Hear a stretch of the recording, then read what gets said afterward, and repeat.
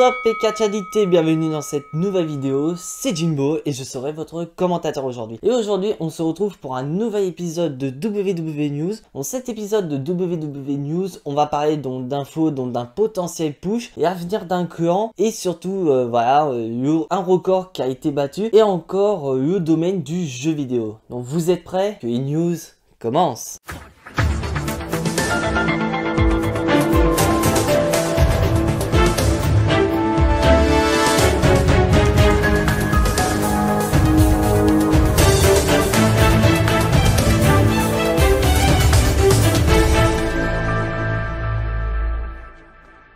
Donc là, on va commencer donc déjà par rapport à un push. Comme vous le savez, Yana, depuis quelques semaines, donc notamment depuis cette semaine, a pris un abonnement qui est de passer à travers la table des commentateurs par le biais de Nia Jax avec un Summon Drop. Donc, beaucoup de gens se posaient la question, est-ce que c'est une sanction de la part de Yana? Parce que comme vous le savez, Yana est mariée à Rusev, qui est maintenant sous le nom de Miro à la AEW. Donc Wrestling News nous a informé que non, il ne s'agit pas d'une punition de Yana contre vis-à-vis de la WWE, mais c'est en fait un push. Bah franchement, si le push c'est de passer à travers une table pendant cette semaine, franchement je suis assez partant. Parce que d'après certaines rumeurs, Yana est en train de passer un staba par le biais de Nia Jax à travers une table, mais apparemment d'ici quelques temps, ce sera le coup de arroseur arrosé. Je m'explique. Donc d'après Wrestling News, Yana devrait faire passer Nia Jax à travers une table. Donc, déjà personnellement, on voit le gabarit des deux femmes, je me pose la question, comment Yana va réussir à faire passer Nia Jax à travers une table? Donc déjà, c'est pas par le biais d'un Summon Drop parce qu'elle se ferait écraser. Donc le seul moyen ce serait de positionner donc Yana de manière à pouvoir porter un splash ou encore une descente du coude à la manière de Jey Uso ou encore de Shane McMahon, et sous l'impact et la table devrait céder et donc naturellement faire passer Nia Jax à travers une table. Donc franchement, j'ai un peu de mal avec ce push de Yana parce que pour moi, tout simplement, Yana est simplement une blague. Et pour moi, le push serait donc de discréditer Nia Jax ou encore Shayna Baszler qui pour moi font partie des catcheuses méritantes pour affronter Asuka pour le titre de War. Et donc là, on va parler donc de notre championne de War, donc Asuka. Donc comme vous avez vu il y a quelques semaines, Bayley a battu un record qui est un record de règne cumulé. Donc son règne cumulé a atteint les 950 jours de règne. Et bah sachez que Asuka a battu ce record, elle est passé le cap des 953 jours de règne en tant que championne. Donc je tiens à préciser que c'est cumulé, donc c'est-à-dire tous les règnes de Asuka depuis qu'elle est à la WWE et donc naturellement son règne légendaire du côté de NXT. Parce que comme vous le savez, Asuka a été championne pendant un bon moment du côté de NXT. Et d'ailleurs, Asuka a été obligée de rendre son titre de NXT suite à une blessure. Donc Asuka fait partie des deux seules catcheuses de l'histoire à ne pas avoir perdu le titre de NXT. La première étant Paige. Donc pourquoi je dis que c'est le plus long règne de l'histoire? Parce que tout simplement, le plus long règne de l'histoire est tout simplement impossible à battre. Donc pour vous dire, le règne le plus long de l'histoire de la WWE est détenu par The Fabulous Moolah. Donc pour tous ceux qui ne savent pas qui est The Fabulous Moolah, donc j'ai fait mes quelques recherches quand même, il s'agit d'une catcheuse des années 50. Et donc au final, The Fabulous Moolah avait donc acheté les droits du titre de championne féminine de la NWA. Donc bien qu'elle perdait les titres vis-à-vis d'Iowa, elle était propriétaire du titre de championne du monde de la NWA. Et donc quand The Fabulous Moolah est arrivé donc anciennement à WWF dans les années 80, elle a vendu les droits du titre de championne du monde de la NWA à la WWF, qui ont modifié pour devenir le titre de championne féminine de la WWF. Et donc au final, la WWF a introduit The Fabulous Moolah comme étant la première championne du monde de la WWF, et donc son début de règne y ont mis au début des années 50. Donc au final, la WWF a compté le règne de The Fabulous Moolah donc de 1956 à 1984, ce qui fait approximatif un total de 27 ans de règne. Donc imaginez 27 ans de règne, c'est pas à l'heure actuelle qu'à la WWE on aura ça de manière cumulée. Donc ça rappelle vraiment du côté des hommes avec le règne légendaire du Bruno Sammartino qui a duré plus de 7 ans.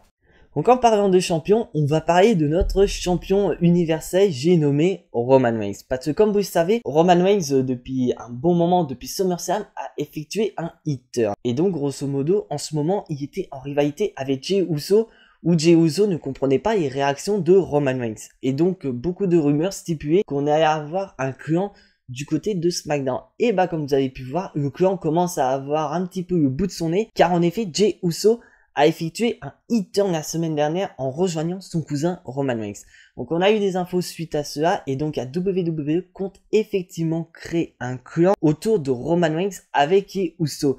Donc il se peut qu'il y a également un thème qui sera créé pour le clan des 3 catcheurs. Et ça s'arrêtera pas là pour le clan, car en effet, la WWE prévoit de faire affronter Jey Uso face au Street Profits pour le titre de SmackDown. Et apparemment, ce serait Jey Uso qui battrait les Street Profits, donc on aurait Roman Reigns champion universel et Jey et Jimmy Uso champion de SmackDown. Donc qu'est-ce qui fait que le clan met du temps à se créer? C'est tout simplement Jimmy Uso. Parce que comme vous savez, Jimmy Uso est blessé à l'heure actuelle et il n'a pas actuellement le feu vert des médecins pour remonter dans le ring. Donc au final, dès que Jimmy Uso aura le feu vert des médecins, la WWE prévoit potentiellement de créer ce clan immédiatement. Donc reste ça va, et il faut attendre SmackDown pour avoir plus d'explications. Donc là, après les Survivor Series, comme vous le savez, le prochain pay-per-view de la WWE, c'est le Royal Rumble. Et comme vous le savez, le Royal Rumble est un show magique à la WWE avec des retours notamment. On a eu l'exemple cette année avec le retour légendaire de Edge après 9 ans d'inactivité.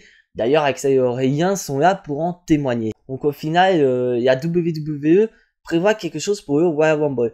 Parce que comme vous le savez, à l'heure actuelle, les fans ne sont pas admis à la WWE, donc on regarde des shows à travers le Thunderdome. Donc au final, c'est vrai que notamment Vince McMahon a du mal à s'imaginer devoir faire des retours de catcheurs ou encore de catcheuses dans un public virtuel.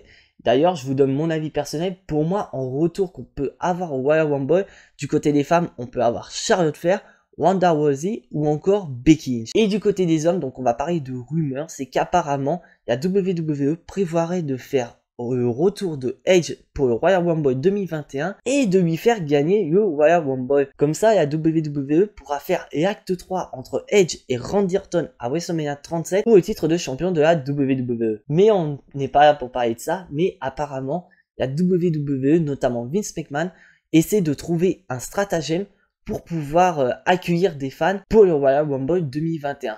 Bien sûr, ce sera pas le nombre de fans qu'on a d'habitude dans les Royal Rumble, mais un nombre conséquent pour qu'on puisse avoir vraiment l'effet que tout le monde adore dans le catch, c'est-à-dire les fans. D'avoir voilà, le retour des catcheurs ou encore voilà, gagnant et la gagnante du Royal Rumble qui puisse communier avec le public comme on a eu cette année, notamment avec la victoire de Drew McIntyre. Donc là, on va quitter donc côté catchess pour le côté gaming. Parce que comme vous le savez, la WWE nous a sorti un tout nouveau jeu récemment. Il s'agit de WWE 2K Battlegrounds. D'ailleurs, je compte continuer les Let's Play sur ce jeu.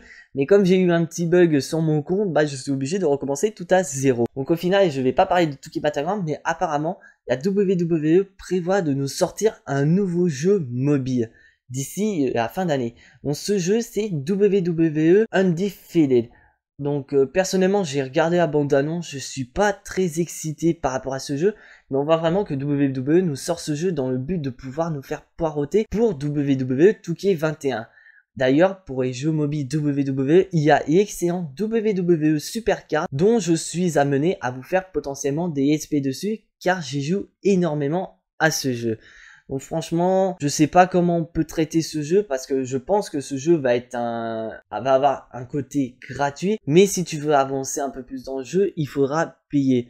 Donc franchement, je suis assez curieux de voir ça. Et si vous voulez voir le trailer de ce jeu, je vous mets un lien en description. Et là, donc là, on va toujours rester dans le thème gaming, sauf que cette fois-ci, cas exceptionnel, on va pas aller du côté de la WWE, mais on va aller du côté de la AEW. Donc comme vous le savez, depuis le mois de septembre, il y a beaucoup de rumeurs, donc depuis plus d'un an, que la AEW prévoit de nous sortir un jeu vidéo. Et donc là, comme vous avez pu voir, au mois de septembre, la AEW a déposé certaines marques au niveau de AEW Gaming. Donc vraiment tout ce qui est General Manager, AEW Games. Et donc là, cette semaine, on a eu une information de la part de la AEW. Donc il faudra attendre la semaine prochaine, car apparemment, la AEW nous prévoit quelque chose par rapport aux jeux vidéo.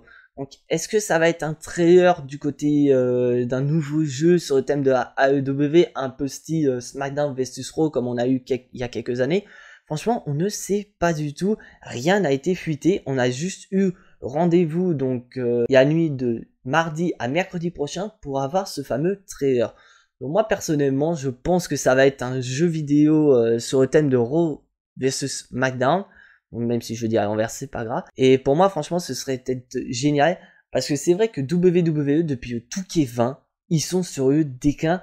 Et on n'a pas eu de jeu récent autre que la WWE. Bien qu'il y a eu des jeux sur la TNA, sur la New Japan, ce sont pas franchement les jeux auxquels on a beaucoup joué. On a beaucoup joué aux jeux WWE, notamment les SmackDown vs Raw, ou les WWE 12, 13 ou encore les 2K. Donc franchement, je suis assez curieux de voir ça, et si vraiment AEW nous sort un jeu, je pense que je serai parmi les premiers à le précommander. Et donc là, on va finir cette vidéo, dont je pense que je mettrai ça très régulièrement dans mes vidéos news. On va finir par la preview de SmackDown, parce qu'en effet, SmackDown c'est cette nuit, et donc on a quelques matchs, quelques segments qui sont annoncés, notamment Carmella qui a fait une annonce la semaine dernière qui nous disait que cette semaine, elle va montrer à tout le monde pourquoi elle est intouchable. Bon, je pense personnellement que ça va être un match où Carmella va affronter une catcheuse, je sais pas qui, et le match sera pour se qualifier pour les Survivor Series. Parce que comme vous le savez, pour le Survivor Series du côté de Raw, l'équipe féminine est au complet, et du côté de SmackDown, on n'a que Bianca Belair. Donc je pense que c'est entièrement plausible. Et autre segment, comme je l'ai dit en début de vidéo, Jey Uso a fait un e-turn face à Daniel Bryan et il a rejoint son cousin, le champion universel Roman Reigns. Donc on va peut-être avoir des explications sur ce e-turn de Jey Uso et pourquoi pas le début d'une rivalité entre Roman Reigns et Daniel Bryan. Et bien sûr, comme vous le savez, on a les Survivor Series, donc je pense que cette rivalité aura lieu au prochain pay-per-view. Il s'agit de TLC. Et autre fait qui a été annoncé, et je pense que ça va être le main event de ce show, c'est le match revanche entre Bayley et Sasha Banks. Parce que comme vous le savez, Bayley a perdu son titre face à Sasha Banks, mettant un terme au plus long règne de l'histoire de SmackDown. Et donc Bayley a joué sur la corde sensible de Sasha Banks en disant qu'elle est douée pour remporter les titres, mais pour les défendre, c'est autre chose. Et donc au final, le match a été officialisé. On aura le match revanche ce soir entre Bayley et Sasha Banks. Donc je vous laisse en discuter en commentaire qui est votre favorite dans ce match. Mais pour moi, personnellement, je vais miser sur Sasha Banks. Parce que comme vous savez, Sasha Banks est 5 fois championne du côté de Raw. Et elle traîne une malédiction depuis plusieurs années. C'est-à-dire qu'elle remporte les titres, mais à défendre, elle y perd à chaque fois. Donc moi je vois bien potentiellement que SmackDown est maudit, mais qu'à SmackDown la malédiction ne prend pas effet et qu'elle parvient à battre Bayley pour conserver son titre de championne de SmackDown. Parce que comme vous le savez, à l'heure actuelle, Sasha Banks va affronter Asuka dans le match championne contre championne du côté des Survivor Series. Et franchement, je trouve ce match beaucoup plus accrocheur qu'un Bayley contre Asuka qu'on voit depuis un sacré moment. Donc voilà, cet épisode de WWE News est officiellement terminé. Si vous n'êtes pas abonné à la chaîne, abonnez-vous. Lâchez le pouce bleu énorme qui fait plaisir à la chaîne. Et surtout, activez la petite cloche pour être notifié des prochaines vidéos. Et on se retrouve demain pour un nouvel épisode du SmackDown Review. Mais en attendant, soyez tous très fiers d'être fans de catch. Et donc la suite au prochain épisode. C'était Jimbo. Je vous fais des bisous et à la prochaine.